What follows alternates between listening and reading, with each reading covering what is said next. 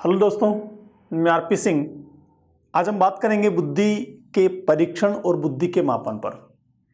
साथियों, पिछले सेशन में हमने डिस्कशन किया था बुद्धि के सिद्धांतों पर, जहां हमने देखा था कि विभिन्न मनोवैज्ञानिकों ने अपने अपने मतानुसार बुद्धि के विभिन्न सिद्धांत प्रतिपादित किए हैं, जहां बुद्धि को उन्होंने अपने विचारों से सिद्ध करते हुए अलग अलग संगठनात्मक शक्तियों के साथ या फिर अकेली शक्तियों के साथ या फिर समूह के साथ या फिर विभिन्न विचारों से प्रतिपादित किया है। साथियों, इसी क्रम में एक अमेरिकन साइकोलॉजिस्ट हुए हैं हमारे कैटिल, जिन्होंने बुद्धि का तरल और ठोस बुद्धि का सिद्धांत दिया है। पढ़ा था हमने पीछे, fluid and crystallised theory of intelligence. उन्होंने सबसे पहले बुद्धि परीक्षण की बात की। बुद्धि परीक्षण का जो कॉन्सेप्ट है सबसे पहले कैटिल ने दिया था साथियों। उसके बाद आगे चल के फ्रांसिस मनोवैज्ञानिक हैं अल्फ्रेड बिने, जिन्होंने एक तत्व बुद्धि का सिद्धांत दिया था, पढ़ा था हमने पीछे। उन्होंने अल्फ्रेड बिने ने बुद्धि परीक्षण के लिए परीक्षण तैयार किए और उन परीक्षणों पे उन्होंने आगे काम करना शुरू किया और आगे चल के उन्होंने एक मानसिक बुद्धि मानसिक आयु मेंटल एज कंपोनेंट बनाया, जिसके आधार पर वास्तविक आयु के साथ बुद्धि लब्धि को मापने का आगे चल के कोशिशें की गई। तो आज बात करेंगे कैसे बुद्धि परीक्षण अल्फ्रेड बिने के द्वारा 1905 में फ्रांस में शुरू हुए और किस प्रकार उनमें संशोधन होते गए और आगे चल के आज वर्तमान में हम किस प्रकार बुद्धि के परीक्षणों को कर पाते हैं और किस प्रकार बुद्धि के परीक्षण मनोविज्ञान में अपनी इंपॉर्टेंस रखते हैं। साथियों, तो हम जानते हैं बुद्धि परीक्षण या बुद्धि का मूल्यांकन। देखो, पहले यहाँ दो चीजें हैं। किसी भी चीज का हम जब परीक्षण करते हैं तो वहाँ उसके मापने की बात आती है, उसकी मात्रा की बात आती है, गुणवत्ता की बात आती है, स्तरों की बात आती है। ऐसे ही मूल्यांकन में जब उसका मापन कर दिया जाता है, अंक प्रदान कर दिए जाते हैं, फिर उसको मूल्य दे दिए जाते हैं, तो मूल्यांकन कहलाता है। तो ये जो संकल्पना है, ये संकल्पना बुद्धि के साथ भी मनोवैज्ञानिकों ने पूरी करने की कोशिश की। बुद्धि अमूर्त योग्यता है, मानसिक क्षमताएं हैं, जो हमने पीछे समझा है, जो व्यक्ति के विभिन्न कार्यों में प्रदर्शित होती हैं। तो साथियों, व्यक्ति के व्यवहारों से, व्यक्ति के कार्यों से उसके बुद्धि के स्तर को जानने की कोशिशें की गई, बुद्धि की मात्रा को जानने की कोशिशें की गई। इन कोशिशों को ही कहा जाता है बुद्धि के परीक्षण। क्योंकि कालांतर में बुद्धि का जो कॉन्सेप्ट है वो लगातार बदलता चला आ रहा है। आज भी बुद्धि के संप्रति के ऊपर हम एक राय नहीं है, एक लाइन में बुद्धि के कॉन्सेप्ट को हम क्लियर नहीं कर सकते हैं। बुद्धि को लेकर कई तरह की विचारधाराएं हैं। ऐसे ही बुद्धि के परीक्षणों को लेकर भी लगातार बदलाव आते रहे और आज भी कई बदलाव आना संभव है। भविष्य में और इस तरह की कुछ नई विधाएं आएंगी मनोविज्ञान में, जिनके माध्यम से बुद्धि के परीक्षणों को सटीक और ठीक तरीके से किया जाएगा। लेकिन वर्तमान में आज तक बुद्धि के परीक्षणों ने जिस प्रकार पूरी दुनिया में डेवलप किया है और जिस प्रकार बुद्धि को मापने के प्रयास किए गए हैं, उन सारे प्रयासों का हम यहां आज के टॉपिक में डिस्कशन करेंगे।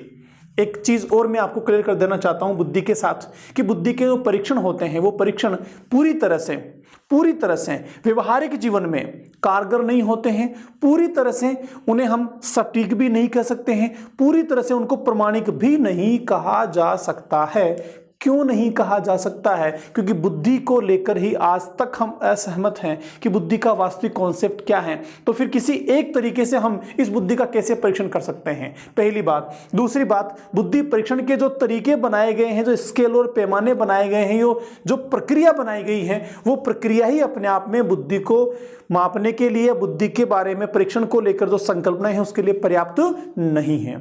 फिर भी अब तक बुद्धि को मापने को लेकर, बुद्धि के परीक्षणों को लेकर जो प्रगति हमारी दुनिया में, मनोविज्ञान की दुनिया में हुई है, हम उसकी बात करेंगे साथियों। तो बुद्धि परीक्षण में सबसे पहला प्रयास किया गया फ्रांसिस मनोवैज्ञानिक अल्फ्रेड बिने के द्वारा 1905 में। उनके एक साथी मनोवैज्ञानिक थे जिनका नाम था साइमन के साथ मिलकर उन्होंने ये प्रयास किया था। इसीलिए इन्होंने जो पहला बुद्धि परीक्षण बनाया उसका नाम रखा बिने साइमन बुद्धि परीक्षण, क्योंकि उनके साथी साइमन के साथ में इन्होंने किया था। और यहाँ पर साथियों, बिने ने जो है, अल्फ्रेड बिने ने 30 प्रश्न रखे थे अपने परीक्षण में और 30 प्रश्नों के आधार पर उन 30 प्रश्नों से के लिए या 30 प्रश्नों के जो प्राप्त उत्तर थे, उन उत्तरों के आधार पर बुद्धि को मापने की कोशिश की थी, बुद्धि का परीक्षण उन्होंने निर्मित किया था। आगे चल के 3 साल पश्चात 1908 में इन्होंने अपने इस बुद्धि परीक्षण में आंशिक संशोधन किया। 3 साल बाद पुनः 1911 में इन्होंने फिर से अपने बुद्धि परीक्षण में संशोधन किया और इन संशोधनों के दौरान प्रश्नों की संख्या भी बदली। सबसे पहले जो 30 प्रश्न बुद्धि परीक्षण में रखे गए थे साथियों 1911 तक ये 59 की संख्या में हो गए थे। अब 59 प्रश्नों के द्वारा बुद्धि परीक्षण किया जाने लगा था। इस प्रकार पहला प्रयास अल्फ्रेड बिने ने बुद्धि को मापने के लिए किया था, इसलिए इसको प्रथम बुद्धि परीक्षण कहा जाता है। तो बुद्धि परीक्षण शब्द या संप्रत्यय किसने दिया? केटिल ने दिया। बुद्धि परीक्षण सबसे पहले किस व्यक्ति ने किया? अल्फ्रेड बिने ने किया। कब? 1905 में। देखते हैं एक बार फिर से कॉन्सेप्ट को। 1905 में फ्रांस के मनोवैज्ञानिक अल्फ्रेड बिने ने अपने साथी थियोडोर साइमन के साथ मिलकर एक परीक्षण बनाया एवं इस परीक्षण का नाम रखा बिने साइमन बुद्धि परीक्षण। आपको एक तो नाम ध्यान रखना है कि पहला बुद्धि परीक्षण किस नाम से था, दूसरा किसने दिया और कब दिया। बस ये 3 चीजें आपको ध्यान रखनी है, बाकी डिटेल में जाने की आवश्यकता नहीं है। इन्होंने इस परीक्षण में प्रारंभ में कितने प्रश्न रखे थे? 30 प्रश्न थे। प्रश्नों की संख्या यहाँ पर कितनी थी? इस परीक्षण में कुल प्रश्न जो है वो 30 थे। प्रश्नों की संख्या साथियों कितनी थी? यहाँ पर 30 प्रश्नों की संख्या थी। आगे चल के इसमें संशोधन किया गया। कब? 1908 में। और 1908 में संशोधन हुआ। इसके बाद फिर एक और संशोधन हुआ 1911 में और अब द्वितीय संशोधन के बाद प्रश्नों की संख्या थी 59 क्वेश्चन यहाँ पर थे अल्फ्रेड बिने के द्वारा। तो साथियों ये था अल्फ्रेड बिने का प्रथम बुद्धि परीक्षण। अब बात करते हैं द्वितीय बुद्धि परीक्षण की, जिसमें अल्फ्रेड बिने का जो बुद्धि परीक्षण था उसको अमेरिका में एक विश्वविद्यालय है जिसका नाम है स्टैनफोर्ड यूनिवर्सिटी। स्टैनफोर्ड यूनिवर्सिटी में एचओडी थे टर्मन ने अल्फ्रेड बिने जो फ्रांस के रहने वाले हैं, फ्रांस में जो बुद्धि परीक्षण बना था उस बुद्धि परीक्षण को अमेरिका में अपनी यूनिवर्सिटी में थोड़ा संशोधन किया और संशोधन करने के बाद उस बुद्धि परीक्षण में संशोधन करके एक नया बुद्धि परीक्षण बनाया और उस बुद्धि परीक्षण को द्वितीय बुद्धि परीक्षण कहा जाता है। तो पहला बुद्धि परीक्षण बना फ्रांस में अल्फ्रेड बिने के द्वारा, द्वितीय बना अमेरिका में स्टैनफोर्ड यूनिवर्सिटी के प्रोफेसर टर्मन के द्वारा। कब बना साथियों? 1916 में। वो बन गए थे 1905 में, 8 में और 11 में संशोधन हुआ था। 1905 में मूल रूप से बना था और ये बना है 1916 में। द्वितीय किसके द्वारा बना? अमेरिका में स्टैनफोर्ड यूनिवर्सिटी के अध्यक्ष हैं टर्मन के द्वारा। अगर आपसे पूछें कि अमेरिका में सबसे पहले किसने बुद्धि परीक्षण बनाया तो आंसर होगा टर्मन। पूरी दुनिया में किसने बनाया तो अल्फ्रेड बिने आंसर होगा, क्योंकि द्वितीय नंबर पर था इसलिए इसको हमने द्वितीय नाम दे दिया, द्वितीय बुद्धि परीक्षण। इस परीक्षण में महत्वपूर्ण संशोधन किया गया और संशोधन किसमें? बिने वाले में संशोधन किया गया और संशोधन करके जो नया बुद्धि परीक्षण का उसका नाम था टर्मन बुद्धि परीक्षण। क्या था? टर्मन बुद्धि परीक्षण, क्योंकि टर्मन ने बनाया था इसीलिए। पिछले वाले का नाम क्या था? बिने साइमन। बिने तो खुद मनोवैज्ञानिक था, साइमन उसका साथी था, इसलिए बिने साइमन दोनों का नाम था।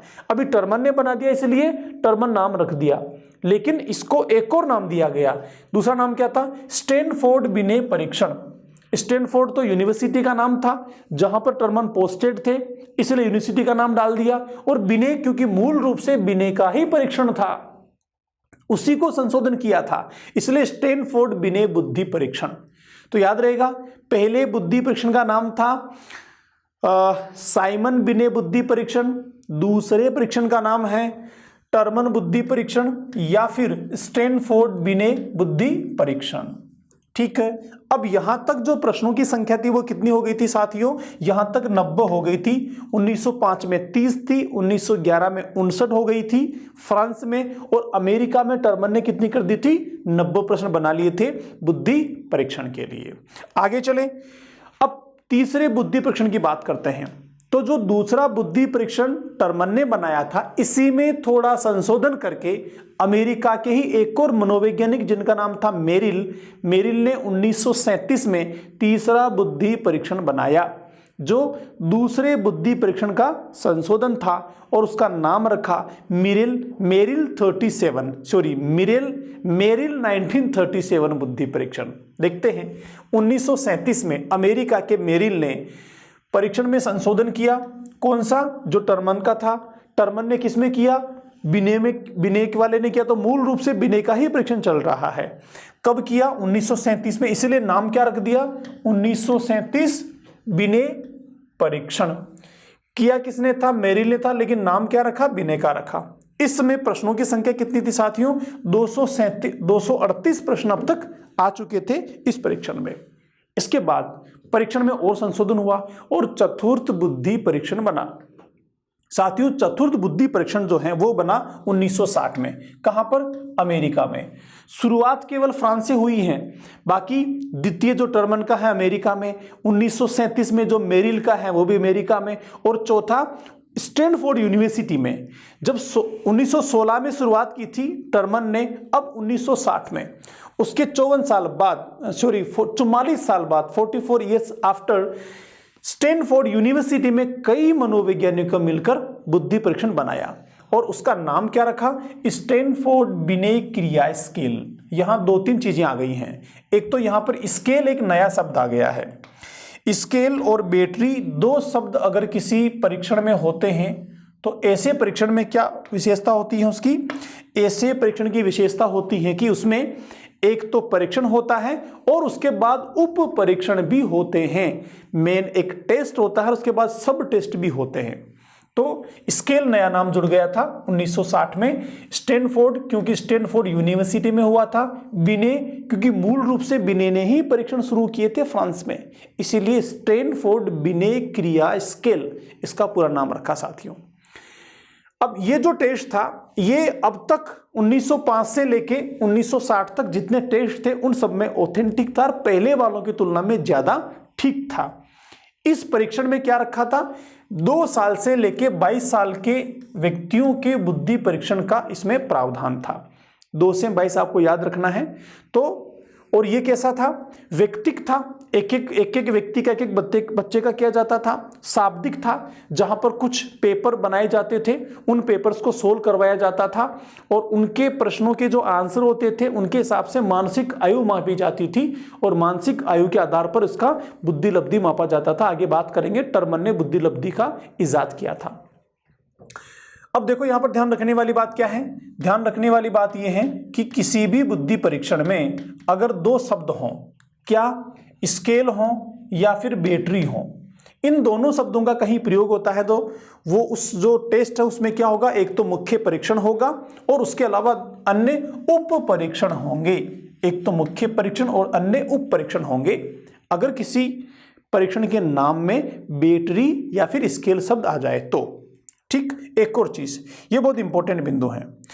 जैसे हमने समझा कि बुद्धि परीक्षणों का प्रारंभ फ्रांस में हुआ बिने के द्वारा, उन्हें विकसित किया गया अमेरिका में और अमेरिका के द्वारा विकसित बुद्धि परीक्षण पूरी दुनिया में प्रचलन में आए। हर देश ने अपने हिसाब से उनको मॉडिफाई किया। ऐसे ही भारत में भी जो चतुर्थ बुद्धि परीक्षण था 1960 में, स्टैनफोर्ड बिने क्रिया स्केल, उसको भारत में उसका मॉडिफिकेशन हुआ और मॉडिफिकेशन होने के बाद भारतीय परिस्थितियों के हिसाब से उसको बनाया गया।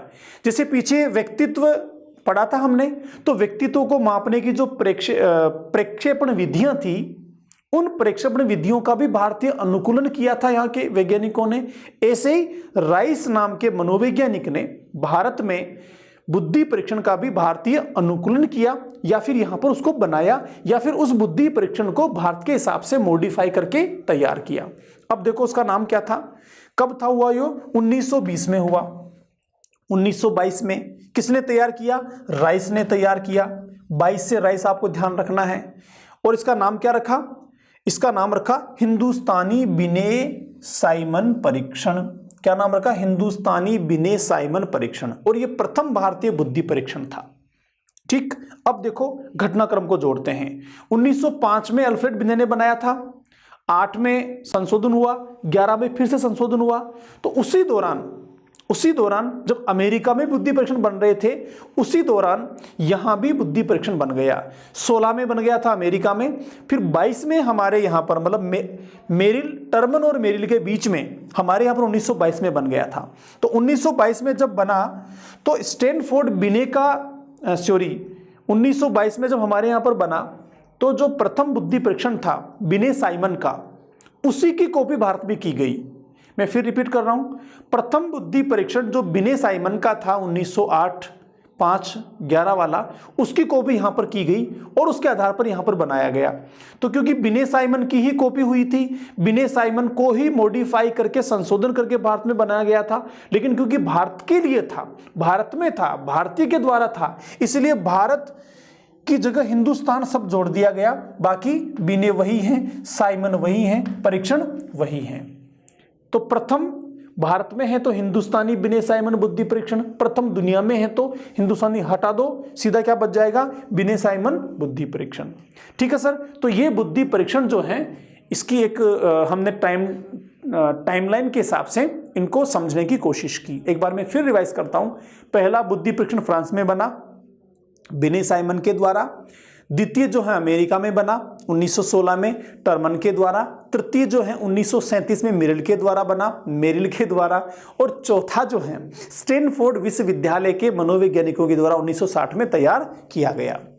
भारत में भी जो फ्रांस में बना था बिने साइमन, उसके आधार पर हिंदुस्तानी बिने साइमन बुद्धि परीक्षण तैयार किया गया 1922 में राइस के द्वारा। तो ये बिंदु आपको ध्यान रखने हैं सर। आगे चलें तो जो बुद्धि परीक्षण है, इन बुद्धि परीक्षणों को 2 भागों में बांटा गया है साथियों। कितने भागों में? मुख्यतया 2 भागों में। कैसे? कुछ बुद्धि परीक्षण ऐसे होते हैं जिनको व्यक्तिगत लिया जाता है, एक एक व्यक्ति के ऊपर उनको किया जाता है, तो वो हो गए व्यक्तिगत बुद्धि परीक्षण। कुछ बुद्धि परीक्षण ऐसे हैं जो समूह में लिए जाते हैं, समूह में उनको अप्लाई किया जाता है, तो वो हो गए सामूहिक बुद्धि परीक्षण। तो 2 मेन कैटेगरी हो गई, एक व्यक्तिगत बुद्धि परीक्षण और दूसरी सामूहिक बुद्धि परीक्षण। अब आते हैं वापस व्यक्तिगत बुद्धि परीक्षण पे। तो व्यक्तिगत बुद्धि परीक्षण जहां पर हम एक एक आदमी की बुद्धि को माप रहे हैं, उसका परीक्षण कर रहे हैं, तो जिसकी बुद्धि का परीक्षण कर रहे हैं हो सकता है वो पढ़ा लिखा हो सकता है पढ़ा लिखा नहीं हो। अगर पढ़ा लिखा है तो उसको हमने जो प्रश्न बना के दिए हैं उनके आंसर दे देगा, और पढ़ा लिखा नहीं है तो आंसर नहीं दे पाएगा। तो फिर आवश्यकता हुई कि ऐसे लोगों के लिए भी परीक्षण तैयार किए जाए जो पढ़े लिखे नहीं हैं, या फिर छोटे बच्चे हैं, या फिर मंदबुद्धि हैं, या फिर किसी अक्षमता के शिकार हैं। तो फिर बना अशाब्दिक बुद्धि परीक्षण। तो सबसे पहले जो बिने ने बनाया था वो शाब्दिक था, प्रश्नावली तैयार की गई थी 30 प्रश्नों की, लेकिन आगे चल के अशाब्दिक भी बनाया गया। तो जो व्यक्तिगत बुद्धि परीक्षण है वो 2 तरह के हो गए, फिर से सब कैटेगरी हो गई। व्यक्तिगत शाब्दिक बुद्धि परीक्षण, दूसरा व्यक्तिगत अशाब्दिक बुद्धि परीक्षण। शाब्दिक किसके लिए? पढ़े लिखे लोगों के लिए। अशाब्दिक किसके लिए? अनपढ़ लोगों के लिए, बच्चों के लिए, या फिर कोई अक्षमता वाले व्यक्तियों के लिए। ऐसे ही समूह की बात करें तो समूह में भी जो पढ़े लिखे लोग हैं उनके लिए सामूहिक शाब्दिक बुद्धि परीक्षण, समूह में जो बिना पढ़े लिखे हैं उनके लिए सामूहिक अशाब्दिक बुद्धि परीक्षण। तो ऐसे करके बुद्धि परीक्षणों को कैटेगराइज किया गया है। समझते हैं एक बार फिर से। बुद्धि परीक्षण के मुख्यतः 2 भेद हो गए साथियों, एक हो गया व्यक्तिगत बुद्धि परीक्षण, दूसरा हो गया सर सामूहिक बुद्धि परीक्षण। व्यक्तिगत में ए हम मान लेवें तो शाब्दिक, और बी हम मान लेवें तो हो गया अशाब्दिक। ऐसे जो नंबर 2 है यहां पर भी शाब्दिक समूह में हो रहा है, समूह में शाब्दिक हो गया, और ये हो गया अशाब्दिक। ठीक है, अब बात करते हैं पहले वाले की। कौन सा था? व्यक्तिगत शाब्दिक बुद्धि परीक्षण। तो व्यक्तिगत शाब्दिक बुद्धि परीक्षण सबसे पहले किसने बनाया? 1905 में अल्फ्रेड बिने ने बनाया। हमने पीछे इसको पढ़ा और इसमें मॉडिफिकेशन भी हुए। ऐसे ही दूसरा जो है व्यक्तिगत अशाब्दिक, किसके लिए बनाई है? अनपढ़ लोगों के लिए, मूक बधिरों के लिए, छोटे बच्चों के लिए। ठीक है, उनके लिए बना व्यक्तिगत अशाब्दिक, जहां एक एक व्यक्ति का, एक एक बच्चे का बुद्धि का परीक्षण किया जाता है। कई तरीके के थे, कई तरीके के हैं आज भी, और भी बन रहे हैं, लेकिन मुख्यतः हम 3 तरीकों की बात करेंगे। एक है साथियों वस्तु संयोजन परीक्षण। देखो, वस्तु संयोजन परीक्षण में क्या होता है? विभिन्न वस्तुओं को संयोजित करने के लिए कहा जाता है, विभिन्न वस्तुओं को कोऑर्डिनेट जोड़ने के लिए कहा जाता है, विभिन्न वस्तुओं को, चीजों को, सामग्रियों को, या फिर संप्रत्यों को जो मूर्त में है, जहां पढ़ाई लिखाई की आवश्यकता नहीं है, उनको या तो सिमिलर करने के लिए, या फिर अलग करने के लिए, या फिर जो जिससे संबंधित है उनके साथ जोड़ने के लिए, इस तरह से संयोजन करने की गतिविधियों के द्वारा हम यहां पर बुद्धि का परीक्षण करते हैं, मनोवैज्ञानिक ऐसा करते हैं। दूसरा होता है ब्लॉक बिल्डिंग। ब्लॉक बिल्डिंग जिसको फोह ने दिया है, याद रखिए ब्लॉक बिल्डिंग फोह ने दिया है। ब्लॉक बिल्डिंग में क्या होता है, आपने देखा होगा कई बार, कभी आप मेले में गए हो तो वहां पर एक स्क्वायर होता है जिसमें अलग अलग कलर होते हैं, उसमें छोटे छोटे स्क्वायर होते हैं, उसके एक तरफ मान लो ग्रीन है, एक तरफ रेड है, एक तरफ ब्लू है, एक तरफ व्हाइट है, जो 6 के 6 उसके पक्ष होते हैं, फेसेस होते हैं, उनके अलग अलग कलर होते हैं। फिर उसको घुमा घुमा के अपन एक कलर को साथ में लेके आते हैं कि रेड रेड साथ में आ गए, तो बड़ा मुश्किल होता है, वो यूं भी घूमता है, ऐसे भी घूमता है और ब्लॉक बनता है उसमें। तो कौन व्यक्ति कितना जल्दी उसको एक कलर को ला पाता है, इससे हम पता लगाते हैं उसकी बुद्धि का। ऐसे ही आपने देखा होगा कई बार प्लास्टिक के स्ट्रक्चर बने होते हैं, अलग अलग होते हैं, उनको जोड़ जोड़कर एक बिल्डिंग बन जाती है बड़ी सुंदर सी। या फिर एक एक्टिविटी किट आता है, उस एक्टिविटी किट में आपने देखा होगा कि 10 तरह के इससे बिल्डिंग बन सकती हैं, 10 तरह के ब्लॉक्स बन सकते हैं, या 10 तरह की डिजाइनिंग तैयार हो सकती हैं। फिर बच्चा व्यक्ति जिस पे भी टेस्ट कर रहे हैं हम, वो उनको जोड़ जोड़ के बनाता है। जिसने पूरी डिजाइन बना दी, पूरा ब्लॉक बना दिया, या पूरी बिल्डिंग बना दी, या जो भी संरचना उसके द्वारा बननी है उसको बना दिया, तो हम कहेंगे हाँ ये बुद्धिमान है। किसी ने आधा बनाया, किसी ने थोड़ा सा बनाया, किसी ने गलत बना दिया, तो इस उनके द्वारा ब्लॉक को बना देने के आधार पर, उसमें लिए गए समय के आधार पर, उसको जितनी तरीके से ठीक तरीके से बना दिया है उसके आधार पर उनकी बुद्धि लब्धि को मापा जाता था। तो यह तरीका था ब्लॉक बिल्डिंग टेस्ट। तीसरा है चित्रपूर्ति परीक्षण। आपने देखा होगा छोटी छोटी मैगजीन आती हैं, बालहंस या इस तरह की जो छोटी छोटी मैगजीन आती है बच्चों के लिए, उन पत्र पत्रिकाओं में अधूरे चित्र होते हैं। अधूरे चित्रों को पूरा करने के लिए कहा जाता है, तो वो क्या है, चित्रपूर्ति परीक्षण होता है। ऐसे ही रास्ता खोजो होता है कई बार कि ये यहाँ अपना सामान भूल गया है, इसका घर यहाँ पर है लेकिन ये भूल भुलैया में खो गया, इसको ठिकाने पहुँचाओ। तो फिर आप चलते हैं शुरू से, तो घूमते घूमते पता लगा आगे रास्ता बंद हो गया, फिर वापस आते हैं, फिर नए रास्ते निकलते हैं। तो कौन व्यक्ति बिना आगे ब्लॉक हुए लक्ष्य तक पहुंच पाता है, तो वो क्या हो गया, रास्ता खोजो हो गया। कई बार अंतर ढूंढवाते हैं कि 2 चित्र हैं, इन दोनों में क्या क्या डिफरेंस है चित्रों को देखकर। तो विभिन्न चित्रों के माध्यम से, ब्लॉक के माध्यम से, वस्तुओं के माध्यम से, जहां पढ़ाई लिखाई की आवश्यकता नहीं होती, इन गतिविधियों के माध्यम से जब बुद्धि का मापन किया जाता है व्यक्तिगत एक एक का, तो उसे कहा जाता है साथियों व्यक्तिगत अशाब्दिक बुद्धि परीक्षण। आगे चलें सामूहिक बुद्धि परीक्षणों की ओर।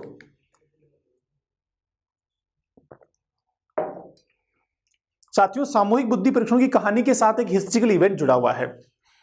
1917 में 1917 में जब फर्स्ट वर्ल्ड वार चल रहा था, फर्स्ट वर्ल्ड वार में प्रथम विश्व युद्ध में अमेरिका शामिल हुआ, तो अमेरिका के जो सैनिक हैं वो बहुत बड़ी संख्या में मारे गए। शुरुआत में जब बहुत बड़ी संख्या में अमेरिका के सैनिक मारे गए तो सैनिकों की संख्या कम हो गई। अब अमेरिका को आवश्यकता हुई और सैनिक भर्ती करने की। अगर निर्धारित नियमों से सैनिकों की भर्ती की जाती है तो उसमें समय लगता, उसके लिए जो उनका जो प्रोसेस था वो पूरा करना था, तो वो हो नहीं पाता, और इनको फटाफट जल्दी से नए सैनिकों की आवश्यकता थी। तो इन्होंने क्या तरीका निकाला कि सिर्फ इनकी बुद्धि को चेक कर लो कि बुद्धि पर्याप्त है क्या नहीं है। कहीं ऐसा नहीं हो कि रिवॉल्वर सामने चलाने के बजाय पीछे चला देवे तो अपने ही साथियों को निपटा देवे। बस इतना सा ठीक होना चाहिए, बुद्धि ठीक हो, बाकी चीजें कोई आवश्यकता नहीं है। तो एक साथ कई लोगों के टेस्ट करने थे, इसीलिए अमेरिका में सैनिक चयन हेतु सबसे पहले सामूहिक बुद्धि परीक्षणों का निर्माण हुआ साथियों। कब? 1970 में, 1917 में। देखिए प्रथम सामूहिक बुद्धि परीक्षण 1917 में अमेरिका में पढ़े लिखे व्यक्तियों के लिए तैयार किया गया, क्योंकि कैसा है, शाब्दिक है। शाब्दिक किसके लिए होता है? पढ़े लिखे लोगों के लिए। अशाब्दिक किसके लिए? अनपढ़ लोगों के लिए। तो समूह में लेना था इसलिए सामूहिक हो गया, पढ़े लिखे इसलिए शाब्दिक हो गया। और इसका नाम क्या था? आर्मी अल्फा परीक्षण। आपको याद रखना है, आर्मी अल्फा परीक्षण। आर्मी से क्या याद रहेगा? सैनिक चयन हेतु लिया गया था। अल्फा से अल्फाबेट याद रख लीजिए, तो अल्फाबेट पढ़े लिखे लोग ही तो पढ़ पाएंगे, तो फिर हो गया अल्फाबेट तो पढ़े लिखे लोगों के लिए। ठीक है, इसमें 2 नवीन शब्दावली का प्रयोग हुआ था। किसमें? आर्मी अल्फा में। एक पहला था बेसल वर्ष और दूसरा था टर्मिनल वर्ष। बेसल वर्ष का मतलब होता है जिस आयु के परीक्षणों को बालक हल कर सके वो तो हो गया बेसल वर्ष, और जिस आयु के बुद्धि परीक्षणों को बालक हल नहीं कर सके वो हो गया टर्मिनल वर्ष। बेसल से आप बेसिक को जोड़ सकते हो याद रखने के लिए कि बेसिक जहां तक है वहां तक हल कर पाएगा और जहां हल नहीं कर पाएगा वो हो गया टर्मिनल। देखो कैसे, मान लीजिए हमने एक बुद्धि परीक्षण बनाया, उस बुद्धि परीक्षण में हमने 20 प्रश्नों को रखा और इन 20 क्वेश्चन को हल करने के लिए हमने आयु वर्ग रखा 15 साल आयु के, हमने मान के चला कि 15 साल की आयु वर्ग वालों के लिए 20 क्वेश्चन हैं जो ये हल कर लेंगे। तो 15 तो हो गई वर्ष, 15 वर्ष हो गया और ये 20 हो गए क्वेश्चन। अब देखते हैं कैसे डिसाइड होता है इसके अंदर। इन 15 वर्ष वाले 10 बालकों के साथ हमने एक परीक्षण किया और इन 10 के 10 बालकों को 20 क्वेश्चन की प्रश्नावली दे दी। ठीक, अब इनमें से मान लीजिए 5 बालक हैं, इन 5 बालकों ने केवल 15 क्वेश्चन सोल्व किए, 5 बालकों ने 10 क्वेश्चन सोल्व किए और 5 बालकों ने 20 के 20 क्वेश्चन सोल्व कर लिए और 15 बालकों पर मान लीजिए ये हमने परीक्षण किया। उम्र सबकी बराबर है, 15 वर्ष के 15 ही बालक हैं यूं मान लेते हैं। ठीक है, अब हम यहां पर क्या एक निर्णय निकालेंगे, मैं सिर्फ एक मोटा मोटी समझा रहा हूं कि कैसे स्केल होता है। अब जो 15 वर्ष का बालक था उनमें से 5 बालक हैं जिन्होंने केवल 15 क्वेश्चन सोल्व किए, तो हम क्या मानेंगे कि जो 5 बालक हैं इन 5 बालों का बेसल वर्ष कितना हो गया। इन 5 बालकों का बेसल वर्ष 15 वर्ष नहीं है। क्यों नहीं है? क्योंकि इनको क्वेश्चन सोल्व करने थे 20 लेकिन ये कर पाए 15 ही, तो इनका बेसल वर्ष नीचे आ जाएगा।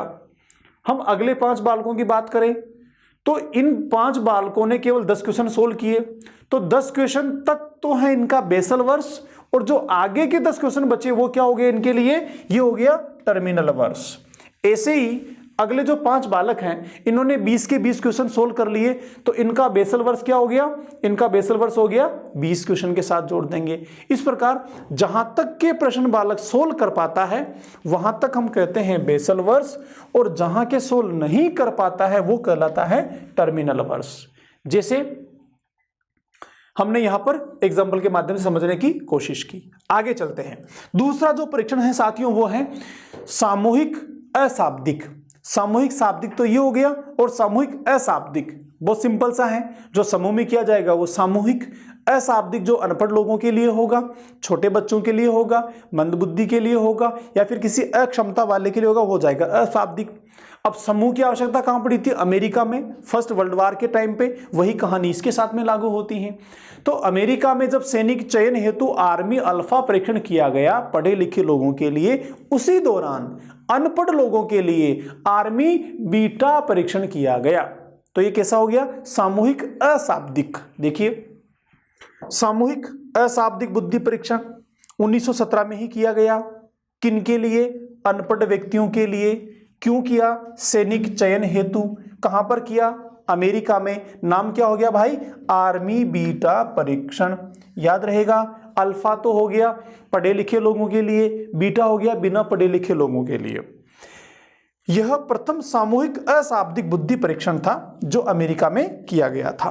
तो ये एक हमारा एनालिसिस हुआ, स्टडी हुआ बुद्धि परीक्षणों को लेकर। हम दोस्तों आगे बात करेंगे बुद्धि के मापन को लेकर, बुद्धि के मेजरमेंट को लेकर, कि इन बुद्धि परीक्षणों में जिनको हमने अब तक समझा, चाहे अल्फ्रेड बिने से लेकर आगे स्टैनफोर्ड यूनिवर्सिटी की बात करें, भारत में राइस की बात करें, या फिर शाब्दिक, अशाब्दिक, सामूहिक, व्यक्तिक, इन सारे बुद्धि परीक्षणों में बुद्धि का मापन कैसे किया गया, उसको लेकर क्या तथ्य हैं दोस्तों, तो समझते हैं एक बार। मैंने पहले बताया जब टॉपिक शुरू किया था कि मानसिक परीक्षणों की संकल्पना सबसे पहले केटल ने दी थी। ठीक, तो पहला बिंदु आपको याद रखना है। दूसरा, मानसिक आयु, मेंटल एज 1908 में अल्फ्रेड बिने ने दी। अच्छा, याद कैसे रखना है कि अल्फ्रेड बिने ने जब बुद्धि परीक्षण बनाया 1908 में संशोधन किया तो उसने मानसिक आयु निकाली। अगर मानसिक आयु ही नहीं निकलती तो बताओ फिर कैसे बुद्धि का मापन होता। तो मानसिक आयु की आवश्यकता किसको पड़ी? किसको पड़ी? जिसने सबसे पहले परीक्षण बनाया। तो फिर मानसिक आयु की संकल्पना किसने दी? जिसने सबसे पहले बुद्धि परीक्षण बनाया। तो कौन हो जाएगा? अल्फ्रेड बिने। अब उसके बाद अल्फ्रेड बिने के बाद इसी के बुद्धि परीक्षणों को मॉडिफाई किसने किया था? टर्मन ने किया था 1916 में अमेरिका में। तो टर्मन ने जो है बुद्धि परीक्षणों में बुद्धि लब्धि शब्द को समाहित किया। बुद्धि परीक्षणों को मॉडिफाई करके बुद्धि लब्धि जो है ये सब सबसे पहले टर्मन ने दिया। अब जब हम बुद्धि लब्धि की बात करते हैं तो बुद्धि लब्धि को ज्ञात करने के लिए दो तरह के टर्म या शब्दावली की आवश्यकता होती है। एक होती है मानसिक आयु। ये मानसिक आयु जो किसने दी है? बिंदे ने दी है। इसको बोलते हैं मेंटल एज, इंग्लिश में मेंटल एज। ये जो मेंटल एज है, इस मेंटल एज के दो शब्दों को लेंगे हम, दो लेटर्स को लेंगे। पहला लेटर हो गया एम, दूसरा हो गया ए। तो इससे क्या बन गया? M A. एम ए हो गया। तो एम ए क्या हो गई? एम ए हो गई इनकी मेंटल एज। तो ये निकल गया हमारा मेंटल एज। ऐसे ही दूसरी शब्दावली क्या थी? दूसरी शब्दावली है वास्तविक आयु, जिसको हम कहते हैं शरीर की आयु। तो क्या हो जाएगा? शारीरिक आयु, वास्तविक आयु, या फिर कालानुक्रमिक आयु भी इसको कहते हैं। काल के अनुक्रम में, काल के अनुक्रम में, समय के अनुक्रम में, समय के अनुसार कि कितने साल का बालक हो गया है वो। तो शारीरिक आयु कहें, चाहे वास्तविक आयु कहें या कालानुक्रमिक आयु कहें, बात एक ही है। इंग्लिश में क्या वर्ड है इसके लिए? इंग्लिश में साथियों इसको कहते हैं क्रोनोलॉजिकल एज। क्या कहते हैं सर? Chronological age. अब यहां भी हम दोनों लेटर्स को पिक करते हैं। पहला लेटर क्या हो गया हमारा? सी, दूसरा हो गया ए। तो दोनों से मिलके क्या हो गया? सी ए। क्या हो गया? सी ए। इसको हम कह देंगे क्रोनोलॉजिकल एज, अर्थात वास्तविक आयु को हम सी ए से इंडिकेट करते हैं, क्रोनोलॉजिकल एज से इंडिकेट करते हैं, और मानसिक आयु को हम एम ए मेंटल एज से इंडिकेट करते हैं। तो ये सूत्र में शॉर्ट एब्रीविएशन है संकल्पनाओं के लिए। आगे देखते हैं। 1912 में 1912 में स्टर्न ने सबसे पहले बुद्धि लब्धि नापने का सूत्र दिया। किसने दिया? स्टर्न ने। क्या था? बुद्धि जो है, आईक्यू जो है, इंटेलिजेंस क्वोशिएंट जो है, बुद्धि लब्धि को नापने के लिए दो टर्म दिए। एक मानसिक आयु जो सबसे पहले अल्फ्रेड बिने ने बनाया था, और वास्तविक आयु जो भी होती है। तो मानसिक आयु जितनी निकली उसमें वास्तविक आयु का भाग दे देते हैं। जैसे मान लीजिए किसी बालक ने, जो मैंने एग्जाम्पल लिया था पीछे, उसी को लेकर समझते हैं। 15 वर्ष के बालक ने 20 क्वेश्चन को सोल्व कर दिया। कितनी क्वेश्चन को? 20 क्वेश्चन को सोल्व कर दिया। तो हम कहेंगे बालक की मानसिक आयु हो गई 20, और वास्तव में कितने साल का बालक है? 15 साल का। तो 15 हो गई, 15 होगी उसकी सी ए क्रोनोलॉजिकल एज वास्तविक आयु, और मेंटल एज हो गई कितनी? 20। अब बुद्धि लब्धि निकालेंगे तो हम क्या करेंगे? डिवाइड करेंगे इसको। तो कीजिए 20 को 15 से डिवाइड, जो आंसर आएगा वो हो जाएगा उसका वास्तविक आयु। ठीक है। ऐसे ही फिर यहां जो आंसर आ रहा था वो पॉइंट्स में आ रहा था। किस में आ रहा था? पॉइंट्स में आ रहा था। तो इस पॉइंट्स के आंसर को, पॉइंट्स की समस्या को, दशमलव की समस्या को खत्म करने के लिए 1916 में टर्मन ने इसी सूत्र में थोड़ा संशोधन किया, इसी फॉर्मूले में थोड़ा संशोधन किया, और क्या कर दिया? इसको 100 से मल्टीप्लाई कर दिया, 100 से गुणा कर दिया। 100 से गुणा करते ही क्या हुआ? 100 से गुणा करते ही जो पॉइंट्स में आंसर आ रहा था, दशमलव में आ रहा था, वो दशमलव में आने के बजाय पूर्ण संख्याओं में आने लगा। और फिर बुद्धि लब्धि ज्ञात करने का अंतिम रूप से इसी सूत्र को स्वीकार कर लिया गया। अगर आपसे पूछें कि आईक्यू ज्ञात करने का फॉर्मूला क्या है, तो आंसर क्या हो जाएगा? मानसिक आयु मेंटल एज अपॉन क्रोनोलॉजिकल आयु वास्तविक एज इंटू 100। ठीक है। तो आईक्यू का फॉर्मूला क्या हो गया?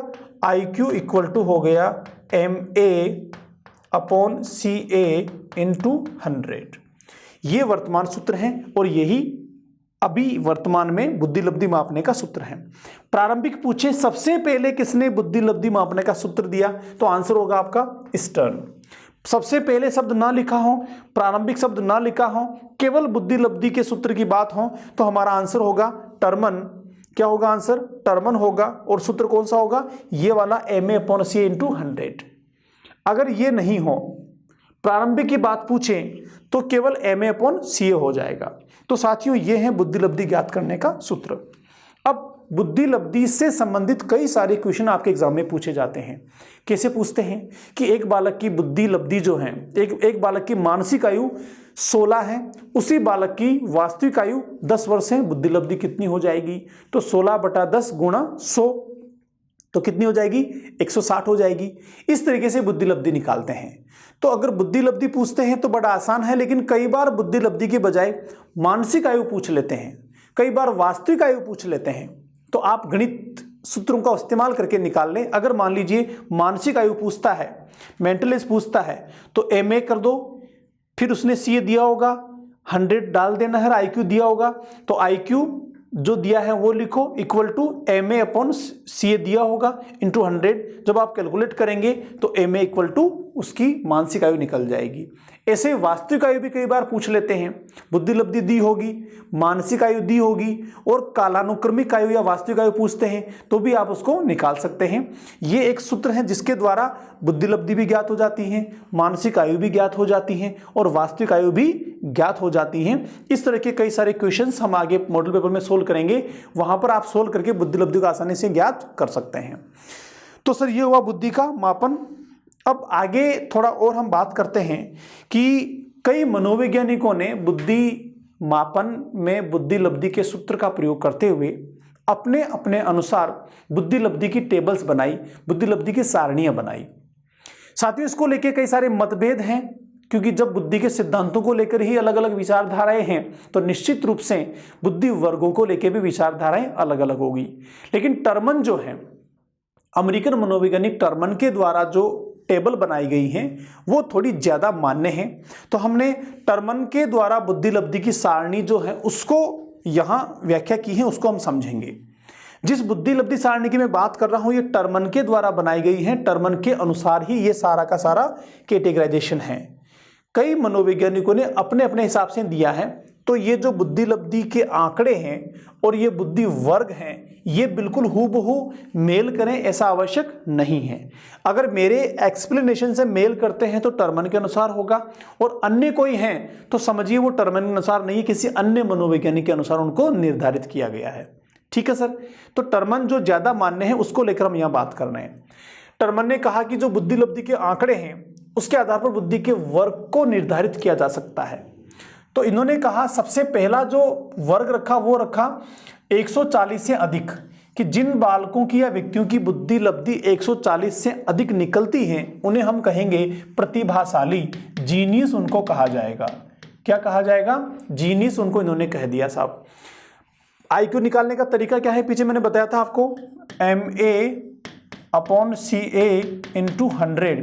इस सूत्र के द्वारा हम इस IQ को निकाल रहे हैं। इस IQ के इस फॉर्मूले के आधार पर यह टेबल टर्मन ने तैयार की है। दूसरा वर्ग क्या रखा कि 120 से 139, 40 तक यहां आ गया था तो 39 तक ही आएगा, यहां पर ध्यान रखना है। 120 से 139 तक जिनकी बुद्धि लब्धि है, इस सूत्र से जिनकी IQ यहां तक आती है उन्हें कहा प्रखर, इंग्लिश में कहा इनको वेरी सुपीरियर। क्या कहा साथियों? वेरी सुपीरियर इनको कहा गया। तीसरी जो कैटेगरी थी उसमें रखा इन्होंने 110 से 119, क्योंकि 20 तो यहां पर आ गया, 110 से 119 उनको इन्होंने कहा तीव्र, सुपीरियर इसको इंग्लिश में कहा गया, सुपीरियर। उसके बाद जो चौथी कैटेगरी है, फोर्थ क्लासिफिकेशन है, चौथा जो वर्ग है साथियों वो वर्ग है 90 से लेके 109। इनको कहा इन्होंने एवरेज, औसत कहा। और हमेशा किसी भीड़ में, किसी जनसंख्या में अगर बाहुल्य होता है तो एवरेज का ही होता है। उसके बाद जो पांचवा वर्ग है टर्मन के अनुसार वो है 80 से लेके 89, उनको इन्होंने कहा मंदबुद्धि। जो आपका छठा वर्ग है, सिक्स्थ वर्ग है, 70 से लेके 79 इनको कह दिया निर्बल। 50 से लेके 69 इनको कह दिया इन्होंने मूर्ख। और 25 से लेके 49 तक ये हो गए मूढ़। और 0 से लेके 25 तक हो गए जड़ होते हैं साथियों इडियट। हम जिसको बिल्कुल इडियट कह देते हैं, ये जमाना जिसको बुद्धि लब्धि के आधार बिल्कुल किसी काम का नहीं मानता, वही इडियट बुद्धि लब्धि के आंकड़ों में नीचे आ सकता है लेकिन किसी और क्षेत्र में बहुत आगे भी जा सकता है। तो ये टर्मन के द्वारा निर्धारित बुद्धि लब्धि के वर्ग हैं और इनको दिए गए उनके नाम हैं। यहां से भी कई बार क्वेश्चन पूछ लिए जाते हैं, लेकिन यहां से जो क्वेश्चन बनते हैं साथियों वो विशिष्ट बालकों पर आधारित होते हैं, स्पेशली कि प्रतिभाशाली बालक की बुद्धि लब्धि क्या होगी, सृजनात्मक की क्या होगी, पिछड़े बालकों की क्या होगी, मंद बुद्धि की क्या होगी। इस तरीके से विशिष्ट बालकों के संदर्भ में ही बुद्धि लब्धि के आंकड़ों को पूछा जाता है, अन्यथा इसके अलावा बुद्धि लब्धि के आंकड़ों से संबंधित क्वेश्चन कम ही बनते हैं। बुद्धि लब्धि के सूत्र को लेके बहुत क्वेश्चन बन जाते हैं। ठीक है सर, तो ये हमारा हुआ बुद्धि लब्धि और उसके आधार पर किया गया क्लासिफिकेशन टर्मन के द्वारा। अब एक और कॉन्सेप्ट की हम बात करेंगे जहां पर मैं आपको डिस्कस करूंगा आपके साथ नॉमिलिटी कर्व का, सामान्य वक्र का। आप याद कीजिए हम पीछे जब बात कर रहे थे व्यक्तिक विभिन्नताओं की, तो व्यक्तिक विभिन्नताओं की हम जब बात कर रहे थे तो वहां पर भी व्यक्तिक विभिन्नताओं को जानने के लिए एक कर्व की मैंने बात की थी। घंटानुमा कर्व वहां बन रहा था, घंटी के आकार का बन रहा था। यह कर्व क्या कहता है कि जब भी किसी जनसंख्या में किसी भी कॉन्सेप्ट को देखा जाता है, चाहे वो बुद्धि हो, चाहे व्यक्तिक विभिन्नताएं हो, चाहे अभिरुचि हो, अभिव्यक्ति हो, किसी के भी आधार पर देखा जाता है मनोविज्ञान के संप्रतियों में, तो बहुत कम लोग होते हैं जिनमें विशिष्टताएं होती हैं, चाहे वो निम्न स्तर पे हो चाहे उच्च स्तर पे हो। बहुत कम लोग हैं जिनमें बहुत निम्न स्तर पे विशिष्टता या विशेष गुण होता है, और बहुत अधिक संख्या में हैं जिनके पास सामान्य गुण या सामान्य विशेषताएं होती हैं, और उच्च स्तर पे जाएंगे तो फिर से वापस निम्न हो जाता है। तो कम है, नीचे हैं तो भी कम लोग हैं, और औसत पे गए तो बहुत हो गए, और ऊपर गए तो वापस से कम संख्या हो गई। तो इस प्रकार से कर्व बनता है, एक मानचित्र बनता है, चित्र बनता है, उसको कहा जाता है सामान्य वक्र, नॉर्मल कर्व या नॉमिनलिटी कर्व भी कहा जाता है साथियों उसको। तो बुद्धि का भी इस तरह का कर्व है जहां पर कुछ तथ्य एक बार समझते हैं। जनसंख्या में मतलब बहुत लोगों में बुद्धि लब्धि प्राप्तांक इस प्रकार वितरित होते हैं कि अधिकांश लोगों में प्राप्तांक वितरण के मध्य क्षेत्र में होते हैं। पीछे हम जब बुद्धि की विशेषताएं पढ़ रहे थे मैंने आपको कहा था बुद्धि का वितरण असमान है, मतलब व्यक्तियों में बुद्धि की मात्रा अलग अलग है। तो बहुत ज्यादा बुद्धि वाले लोग भी बहुत कम होते हैं और कम बुद्धि वाले लोग भी कम होते हैं, अर्थात अधिकतम लोग कौन से हैं? औसत बुद्धि वाले हैं, एवरेज इंटेलिजेंस वाले होते हैं फ्रेंड्स। इसलिए हमने कह दिया कि इनका जो वितरण है वो मध्य क्षेत्र में होता है। एक और बिंदु देखो, बहुत कम लोगों के प्राप्तांक बहुत अधिक या बहुत कम होते हैं। तो बहुत ज्यादा बुद्धि लब्धि वाले लोग भी बहुत कम हैं और बहुत कम वाले भी बहुत कम हैं। बुद्धि लब्धि प्राप्तांकों का यदि एक आवर्ती वितरण वक्र बनाया जाए तो यह लगभग एक घंटाकार वक्र के सादृश्य होगा। बेल कर्व कहते हैं इसको, बेल कर्व के सिमिलर होगा। इस वक्र को हम कहते हैं सामान्य वक्र, नॉर्मल कर्व इसको कहा जाता है फ्रेंड्स। ऐसा वक्र अपने केंद्रीय मूल्य या मध्य के दोनों ओर सममित आकार का होता है, सिमिलर होता है, एक जैसा होता है। देखो कैसा है, ये आप डायग्राम देखो, यहां पर मैंने वक्र को समझाने की कोशिश की है। ये जो वक्र आप देख रहे हैं साथियों, इसकी आकृति कैसी है? बेल नुमा है, घंटी नुमा आकृति है। यहां पर ये नीचे IQ स्कोर है, IQ स्कोर है। शुरुआत की हमने ऊपर से 145 बुद्धि लब्धि वाले, फिर 130, फिर 115, फिर 100 IQ, फिर 85, फिर 70, फिर 55 और फिर उससे आगे नीचे की ओर बात कर रहे हैं। तो जब कई लोगों के साथ बुद्धि लब्धि परीक्षणों पर प्राप्त आंकड़ों से, बुद्धि लब्धि के आंकड़ों से जब कर्व तैयार किया गया तो क्या पता चला कि 145 IQ वाले बहुत कम लोग हैं, 0.1 के बराबर लोग हैं। ऐसे 130 IQ वाले लगभग 2% लोग हैं। ऐसे 115 और 130 के बीच लगभग 14% लोग हैं। फिर जब हम और आगे चल रहे हैं, ऊपर से नीचे की तरफ आ रहे हैं बुद्धि के आंकड़ों में, तो हम जब 115 से 100 बुद्धि लब्धि वाले लोगों की बात करते हैं तो ये पॉपुलेशन में 34% है।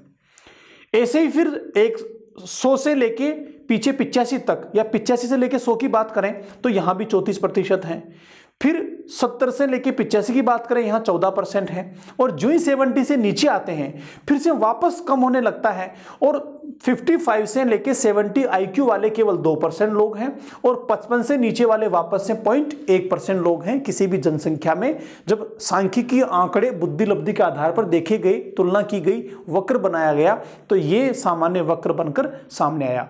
अब देखो यहां क्या चीजें हैं, यहां पर जो औसत बुद्धि है, औसत बुद्धि वालों का एवरेज उनका परसेंटेज 95 है, मतलब 95% लोग जो है वो औसत बुद्धि वाले हैं, एवरेज बुद्धि वाले हैं।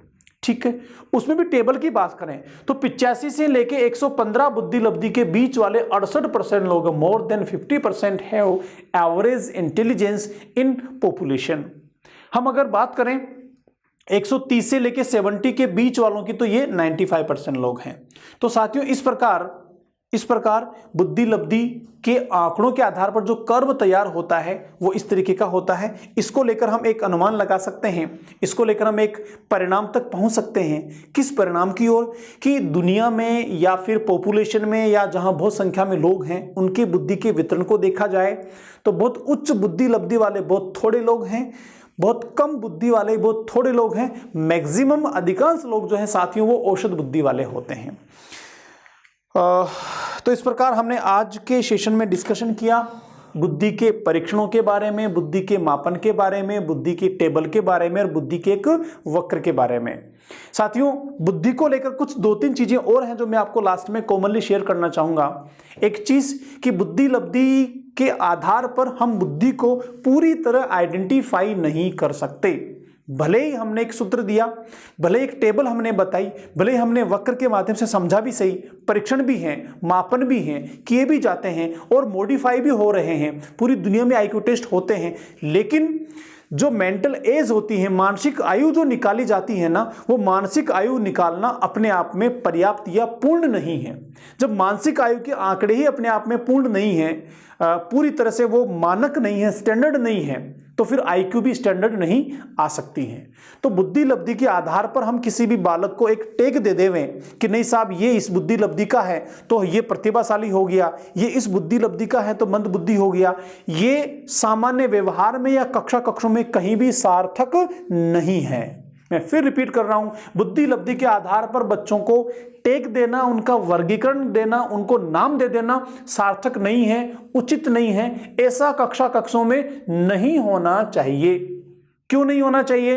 क्योंकि जो आधार, जो पैमाना, जो तरीका आपने बुद्धि लब्धि मापने का निकाला वही अनस्टैंडर्ड है, वही अपने आप में पूर्ण नहीं है, पहली चीज। दूसरी चीज, किसी एक क्षेत्र में जब आपने बच्चों का टेस्ट लिया, किसी एक विषय में गणित में कम नंबर आ गए, इंग्लिश में कम मार्क्स आ गए, साइंस में कम मार्क्स आ गए, तो क्या एक बालक जिसको मैथ्स में कम मार्क्स आए जरूरी है सारे विषयों में कम आएंगे? बिल्कुल नहीं। एक बालक जिसको साइंस में कम नंबर आए क्या जरूरी है बाकी विषयों में कम आएंगे? बिल्कुल जरूरी नहीं है साथियों। एक बालक जिसको मैथ्स में मोर देन 95% मार्क्स आते हैं या 100% मार्क्स आते हैं, वही बच्चा हिंदी में 100 तरह की शुद्धियां करता है। एक बच्चा जिसको हिंदी में 100% मार्क्स आते हैं वो बच्चा साइंस या मैथ्स में बेक हो सकता है। तो बुद्धि जो है वो किसी एक क्षेत्र में नहीं होती है, विशिष्टताएं लिए होती हैं। हर व्यक्ति में बुद्धि जो है वो विशिष्ट होती है, जन्मजात इस तरह की क्षमताएं उसकी बुद्धि में निहित होती हैं जो अमुक अवसर मिलने पर, क्षेत्र मिलने पर वो उद्दीप्त होती हैं, व्यवहार में प्रकट होती हैं और उसके कार्यों में प्रदर्शित होती हैं। तब जाके पता लगता है कि इस बालक में इस तरह की बुद्धि थी, ये इतना प्रतिभाशाली था। एक एग्जाम्पल से मैं समझाना चाहूंगा साथियों। अल्बर्ट आइंस्टीन का नाम आपने सुना होगा। अल्बर्ट आइंस्टीन को बचपन में स्कूल से निकाल दिया गया था। स्कूल वालों ने कहा कि ये बहुत मंद बुद्धि है, किसी काम का नहीं है। यहां तक भी ठीक है, लेकिन इसकी मंद बुद्धिता का, इसके नकारेपन का प्रभाव दूसरे बच्चों पर आ रहा है। दूसरे पेरेंट्स हमें कंप्लेंट कर रहे हैं कि ये बच्चा किसी काम का नहीं है, ये हमारे स्कूल में नहीं पढ़ सकता, उसको स्कूल से निकाल दिया गया। स्टोरी है साथियों। उसकी माँ ने इसको पॉजिटिव लिया और बच्चे को यह एहसास नहीं होने दिया कि वो स्कूल से इसलिए निकाल दिया गया कि मंद बुद्धि मान रहे हैं। यही अल्बर्ट आइंस्टीन आगे चल के दुनिया का सबसे बड़ा आईक्यू वाला व्यक्ति कहलाया साथियों। इस तरह के मैथ्स में उन्होंने फॉर्मूलीज तैयार कर दिए, इस तरह के सिस्टम और सिद्धांत उन्होंने दिए। आज हम सिर्फ उसकी व्याख्याएं कर पा रहे हैं, कई तो आज भी समझने में लोग असक्षम हैं। अर्थात स्कूल ने, समाज ने, दुनिया ने जिस व्यक्ति को डल मान लिया था वही व्यक्ति सुपर आईक्यू वाला था। इसीलिए स्कूल, समाज या ये बुद्धि लब्धि के आंकड़े, पैमाने, स्केल, आईक्यू, ये सब किसी भी बालक को पूरी तरह से आइडेंटिफाई करने में सक्षम नहीं है। इसलिए साथियों, बुद्धि लब्धि को लेकर एक कॉन्सेप्ट आपको याद रखना है, कभी भी कक्षों में बुद्धि लब्धि के आधार पर वर्गीकरण नहीं होने चाहिए, बुद्धि लब्धि के आधार पर उनके साथ व्यवहार नहीं होने चाहिए। बुद्धि लब्धि को कहीं भी व्यवहारिक दक्षताओं में आप प्रैक्टिकली काम में नहीं लें, क्योंकि पता नहीं किस बालक में किस तरह की बुद्धि है, किस तरह की विशेषताएं हैं। एक शिक्षक होने के नाते हमारा दायित्व यह होता है कि हम बालक में निहित क्षमताओं को आइडेंटिफाई करें, उनकी पहचान करें और फिर उसको इस तरह का माहौल दें, इस तरह का एटमॉस्फेयर दें कि उसमें निहित वो गुण जो हैं वो व्यवहार में प्रकट हों, उसके कार्य में प्रकट हों और वह बालक उस क्षेत्र में बहुत आगे चला जाए। दोस्तों, यही बुद्धि की संकल्पना है। इसी के साथ हम आज के सेशन को बाइंड अप करते हैं। मिलते हैं अगली क्लास में, तब हम बात करेंगे संवेगात्मक बुद्धि की, इमोशनल इंटेलिजेंस की। साथियों, तब तक नमस्कार।